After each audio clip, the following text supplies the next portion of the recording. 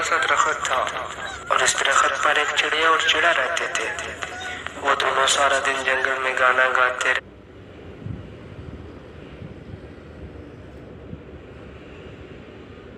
रहते और खूब मजे करते।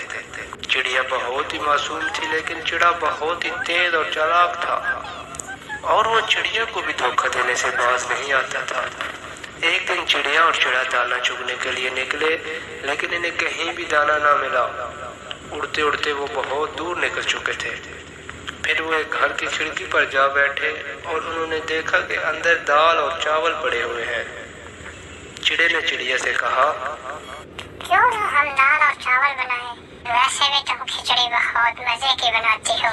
हम अपनी चोंच में दाल और चावल भर के ले जाते हैं और घर जाकर खिचड़ी बनाते हैं, मजे लेकर खाएंगे। हाँ, क्यों नहीं? वैसे भी हमारे पास इसके अलावा चारा ही क्या है। वो दोनों दाल और चावल लेकर जंगल में पहुंच गए और खिचड़ी बनानी शुरू कर दी। खिचड़ी में से बहुत मजे की खुशबू आ रही थी। खुशबू सुनकर चालाक चिड़े की नीयत इस पूरी खिचड़ी पर खराब हो गई और सोचने लगा, क्यों न ये सारी खिचड़ी मैं खुद खा जाऊं, मगर इसके लिए मुझे चिड़िया को कहीं दूर भेजना होगा।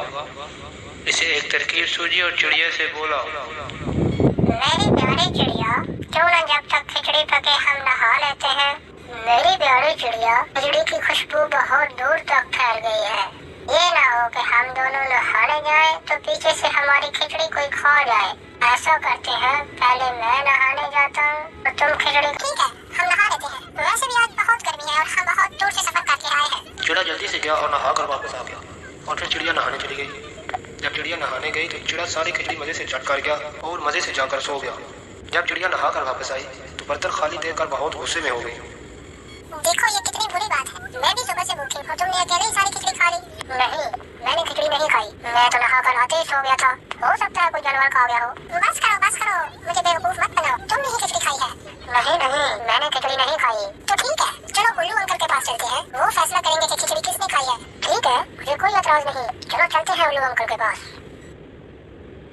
जब वो दोनों उल्लू के पास पहुंचे तो चिड़िया ने सारी बात उल्लू को बताई।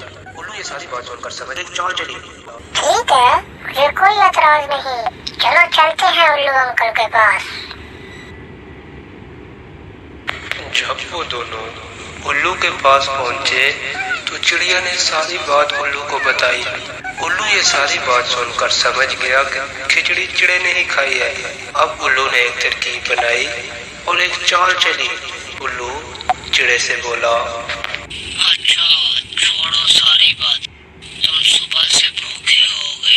मेरे पास काफी खाना पड़ा हुआ है, तुम दोनों मेरा खाना खा लो।